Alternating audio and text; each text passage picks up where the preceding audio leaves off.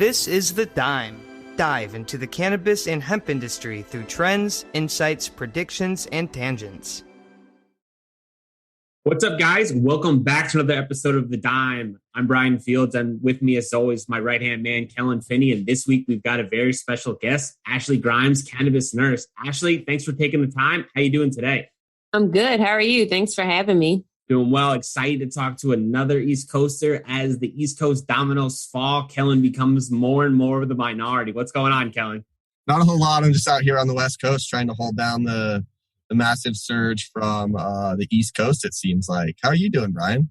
We're doing good. We're doing good. Excited to kind of dive in with Ashley. So Ashley, for our listeners that are unfamiliar with you, can you give a little bit about your background? Yeah, sure. So I'm a nurse. I've been a nurse for about 13 years. I have worked in traditional nursing settings most of my career. So like med surg, telemetry, and then I worked my way up. I got my master's degree at Towson University in nursing education. Whoop, whoop. And I ended up in leadership positions through the second half of my career. So like a transition to practice program for new graduate nurses and working in corporate settings and things of that nature. All of that has been very rewarding and I've learned a lot, but definitely not where I want to spend the rest of my life. So I have taken on cannabis as my specialty, or I call myself an endocannabinoid specialty nurse, and have started a small business called Cannabis Nursing Solutions that offers training and consultation to nurses and other small businesses.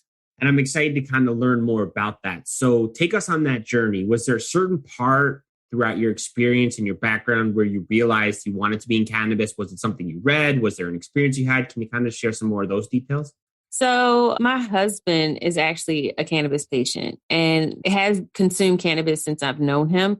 And I wasn't against it, but I also knew that it wasn't like, I felt like it was like, ooh, like, well, let's keep this under the radar. Let's not tell anybody. But really, he was self-medicating. So I wanted to learn more about it at some point. And I decided to do some research. And when I discovered the endocannabinoid system, I was like, wait a minute, how am I a whole nurse and don't know about this whole bodily function? Like, this does not make any sense. So for me, it was like super enlightening, but I also wanted to like learn more.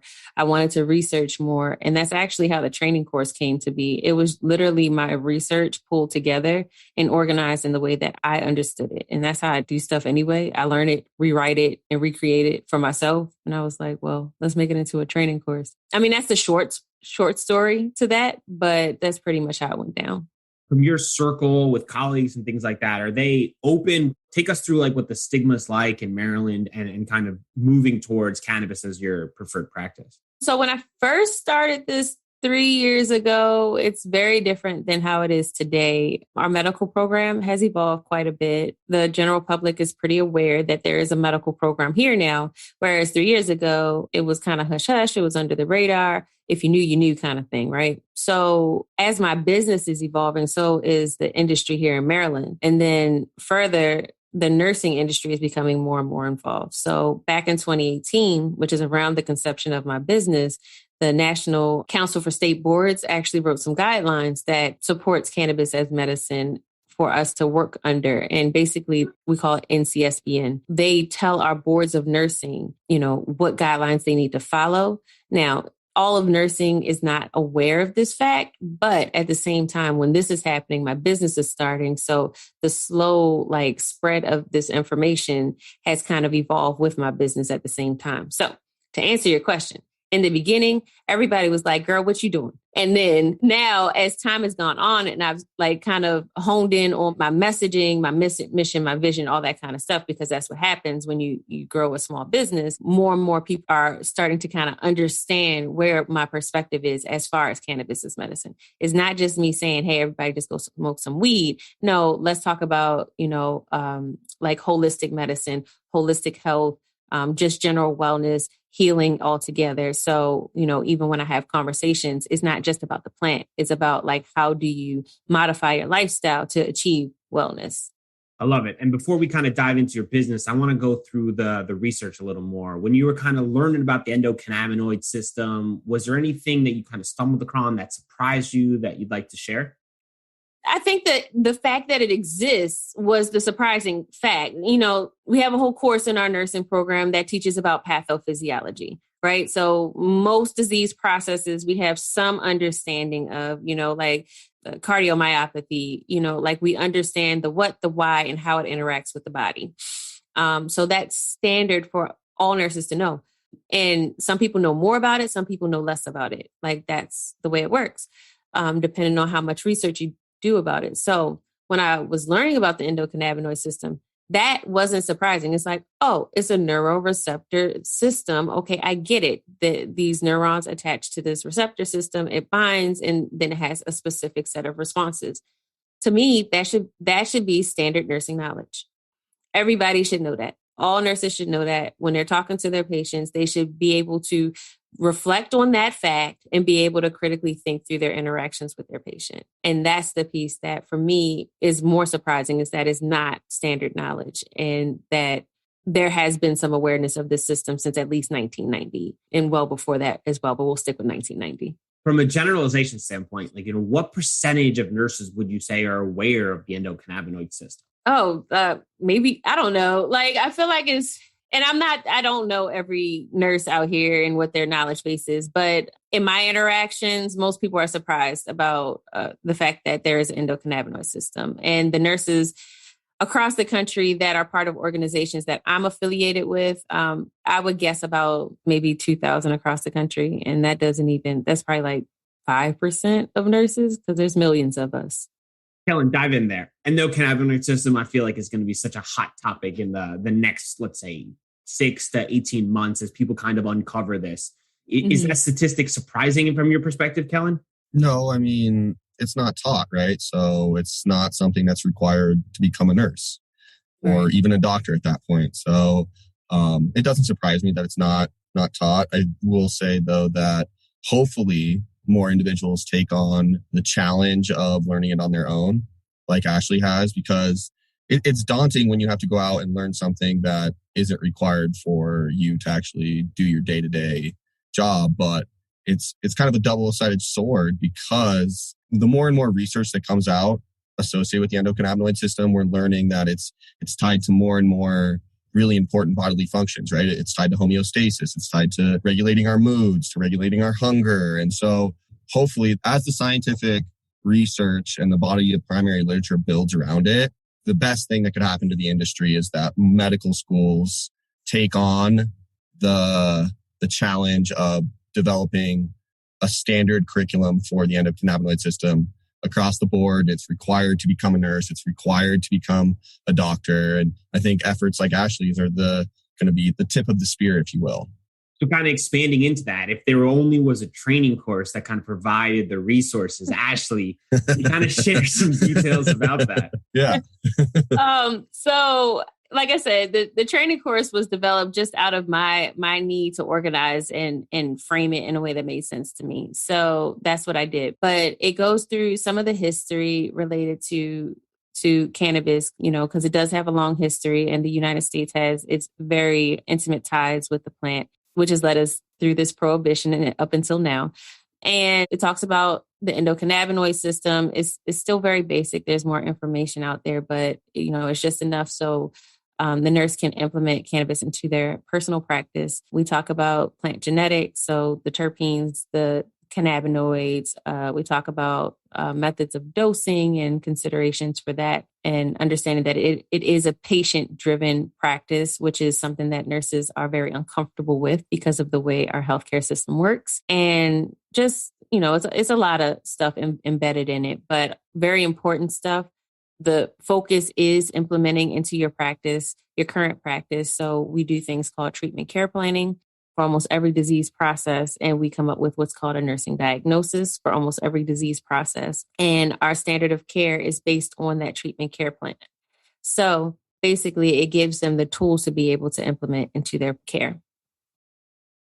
Is it from an educational level? Is this for more the advanced crowd, more the entry? Like, where would you put somebody on the spectrum who's, let's say, newer to the space, interested in the medicine aspect? Can you kind of take us through who the training program was created for? It's created for the nurse who is just interested in learning about the plant. So ideally, though, the training course is intended for hospitals. So if a nurse was sitting in orientation or something like that, it would be part of their training.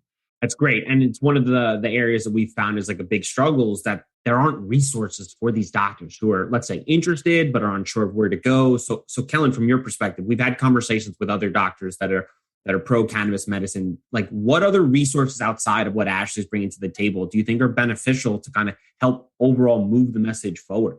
As far as resources to help move the message forward, I would say the only real resources would be a stage and a platform for them to kind of communicate what they're finding in the real world, right? So that would be the only, like, conferences at this point is really the only resource that is available to them to go kind of push their message forward. I mean, as far as like pushing the message forward, that's the only resource. And as far as resources go in terms of furthering our knowledge base, the only thing out there is just getting your hands dirty, right? And doing it yourself and actually going out and doing the work and working with people that are consuming cannabis as a medicine, that are self-medicating and all of those things. Can you think of anything else, Bryan, from your perspective? Partnering maybe with like organizations like the CESC trying to help change the narrative, are others that are just taking on that, that gigantic fight of changing the message. And actually, I want to ask you, do you get pushback? Obviously, cannabis is still kind of new, specifically here in the East Coast. There's got to be some doctors or nurses who are like, Ashley, like, cannabis, are you kidding? What's that like? Let's talk about Anchor. If you haven't heard about Anchor, it's the easiest way to make a podcast. Let me explain. It's free. That's right. No more excuses. Get your lazy ass off the couch. Go start a podcast. There's the creation tool that allows you to record and edit your podcast right from your phone or computer. Once again, no more excuses. Anchor will distribute your podcast for you so it can be heard on Spotify, Apple Podcasts, and many more. Couldn't be easier.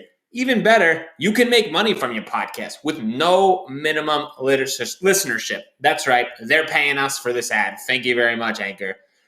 Download the free Anchor app or go to anchor.fm to get started now. So part of the evolution of me and my business has been around just being able to accept that people are where they are, and if you're not really ready to hear what it is that I have to say, and a lot of people aren't, I'm okay with it. But, at least I'll be able to plant the seed. I've started the conversation. And when you are ready to hear it, you'll remember that Cannabis Nursing Solutions exists. Ashley was the one who told you that, and you'll come back. And it's happened a lot. I can imagine. I mean, change takes time too. Yeah, absolutely. So what's the biggest, let's say, negative pushback that others provide? I think on this pod, specifically from my side, we always harp on a lot of the positives, and I want to hear more of the negatives, what others are bringing to the table saying, Ashley, what about this? So the one that kind of stands out in my mind was a young lady. She was a nurse who was telling me that I was trying to kill her son because, like, cannabis is a gateway drug. And how do you respond to that? I just said, oh, okay. My apologies. I'm not trying to kill your son. And, we just kind of disconnect at that point.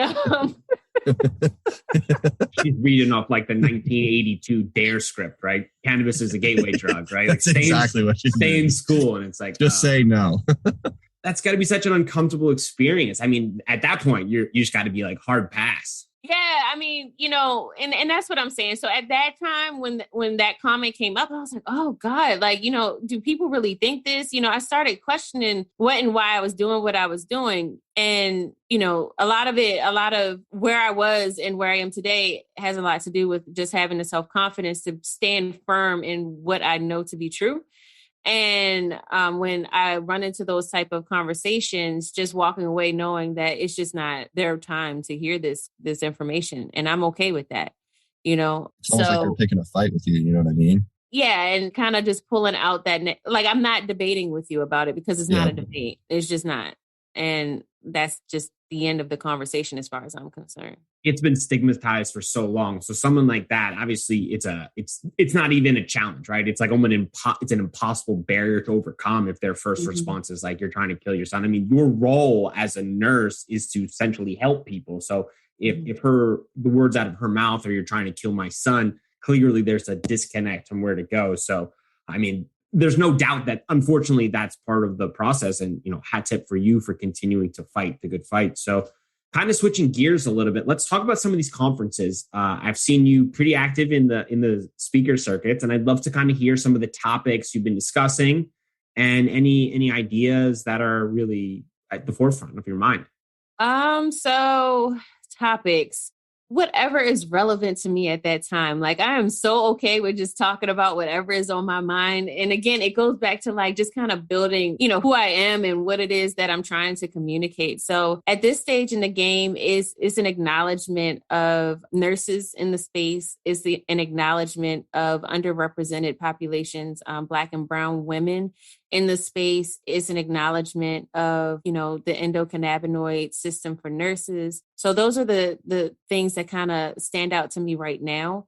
And, just understanding the system of healthcare and how it fits into the entire construct of our society, and just kind of making that relevant to people and understanding like, where this plant is going. So, it's just interesting to me that we call the plant medicine, but our healthcare systems aren't involved with it. And it has a lot to do with the way that our system is set up. It's leaning more towards capitalism, and it's not, taking on healthcare aspect of it as much as I think that it should, because of the impact that it could have on people. So that's pretty much the narrative that I like to communicate in different regards, and, different ways and perspectives of looking at that big concept, So that's usually where I kind of head. That's the tunnel I usually head down. I don't focus on disease specific. A lot of my nurse counterparts, they're like, oh, I'm an expert in diabetes and all that kind of stuff. I didn't do that in my career. I was a med-surg nurse, so I knew everything, a little bit about everything. I worked in corporate, so I understood healthcare systems and project management and implementation and things like that. So I take that approach and I apply it to cannabis. Kellan, do you want to dive in there? I know pharma is one of your biggest enemies that you like to attack. So from a healthcare standpoint, I wouldn't say it's not an enemy. I just don't agree with the current model that they follow to deliver potentially life-saving drugs to the masses, right? It's a sticky subject, right? Because at the end of the day, modern medicine in the Western world, specifically America, is driven by making money, right? It's a business, right? Mm-hmm. So from every single standpoint, they need to make money. Do they take advantage of the kind of monopoly that they have? Of course. I believe that for sure. Is there individuals or groups who wield significant amounts of power within those organizations, driving decisions that probably aren't for the welfare of society, most likely. You know what I mean? But at the end of the day, it's the only thing we have, right? I guess it's kind of like a brand at this point. I was honestly thinking about it while you're talking. And it's like, there is a lot of individuals that just go into the hospital and accept whatever that doctor says to them as like the word of God. Absolutely. Right? And it's like a lot of people don't even think that, oh, maybe I should go get a second opinion at this other hospital or all these other things. They go in and it's like, no, this is the word of God. So I'm kind of ranting right now, but like the hospital system goes and how that relates to cannabis. And again, I think that potentially there is a place for cannabis in the medical system. It's just going to be a really challenging moment, I guess you could say, within the development of the hospital and our medical system, because at the heart of it, cannabis is the complete opposite of how pharmaceutical industry has been treating diseases for the last 50 plus years in terms of one single molecule, the API.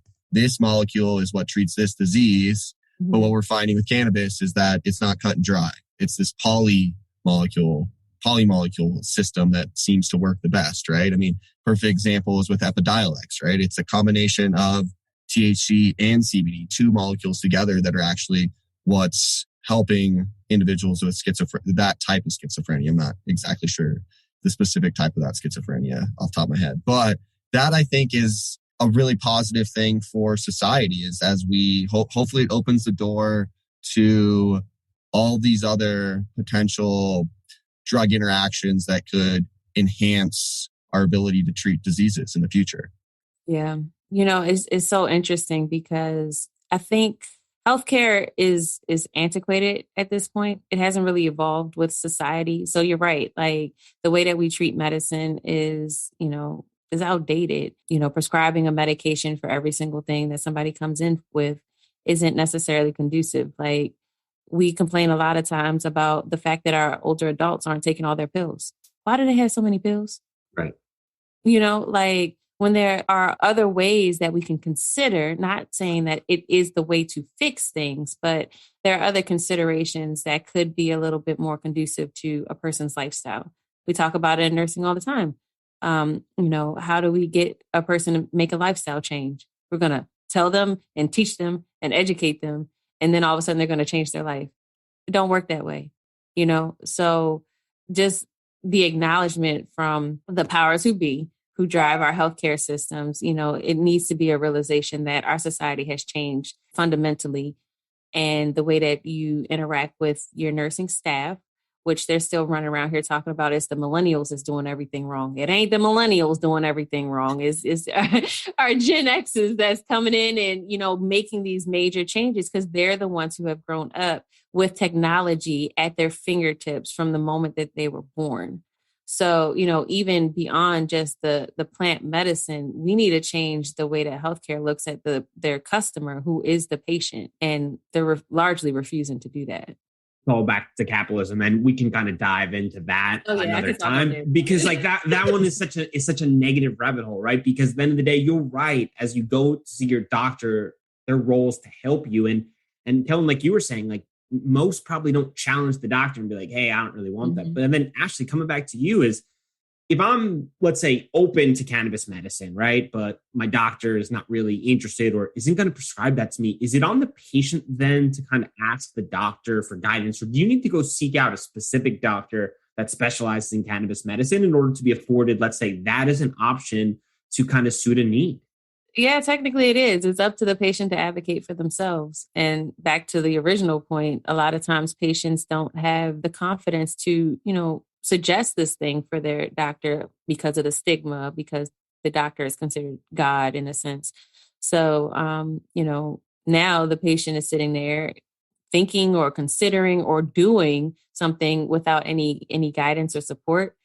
Or even the proper education. The cannabis culture is real, and the information that's spread amongst the culture isn't always 100% accurate. It's so important, right? And I wish for everyone that's hearing this to feel more comfortable in sharing that information, because medically there is opportunities to say, if I don't want to take X, I can take Y. And if that's the path you want, you have to be more vocal. So Ashley, for those people who are, let's say, interested or intrigued, but don't know any information or not really sure about what is, let's say, the minimal line of information to know, what would you share with them as someone who's interested in kind of approaching cannabis as a medicine for the first time with their doctor?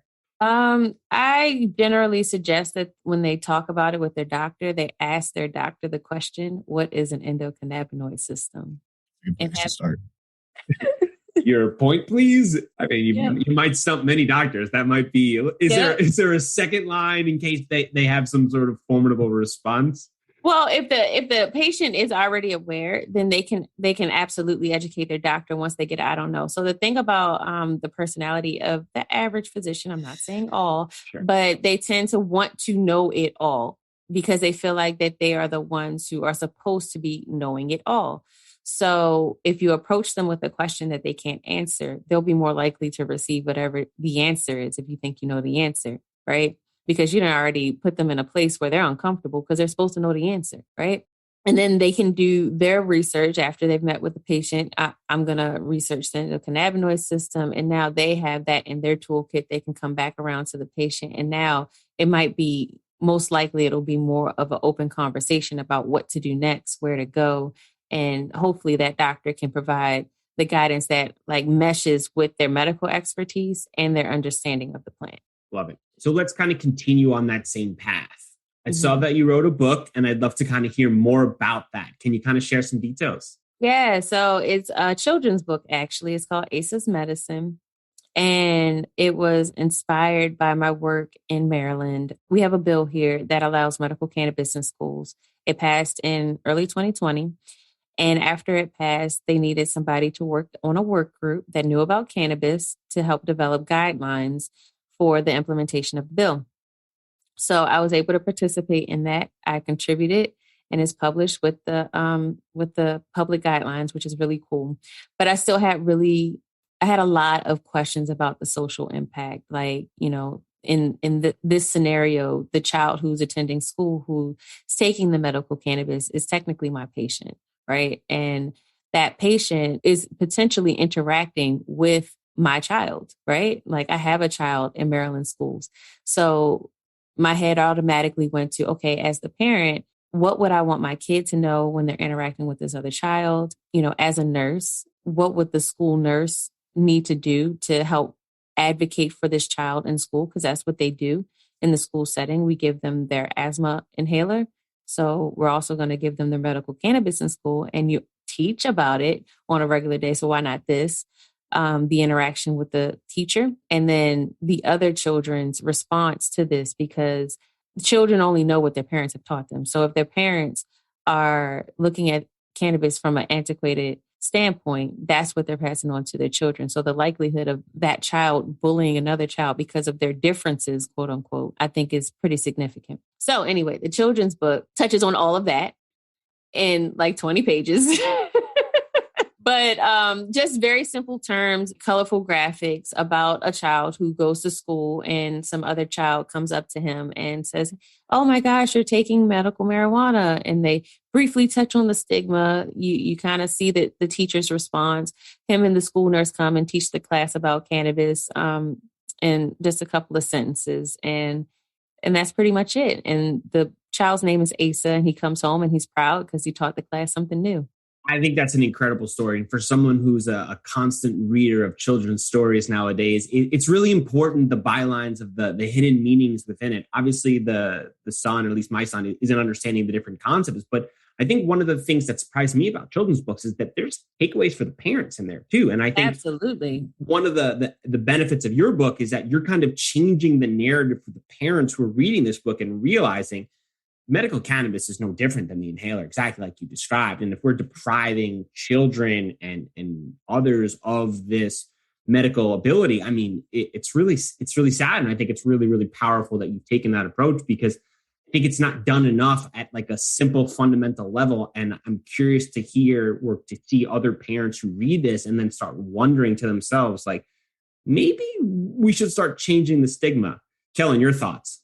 I agree with everything you said. I just have another quick question though for Ashley. I was thinking, how challenging was it to distill that message down into a couple sentences and communicate that in like one or two sentences? Because it's kind of a complex topic. You know what I mean?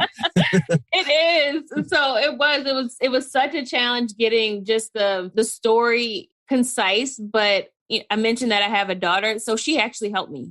So I wrote it out and I was like, "Does this make sense to you?" And she's like, "No, what are you talking about?" And at the time she was only 10. So she's like, "No." And I would explain it to her. And she's like, "Oh no, you can write it like this." And now I understand it. Yeah. So that's the only reason why I was able to figure that cool piece of it out. Yeah. Yeah. So I was like, man, that must be so tough. Yeah.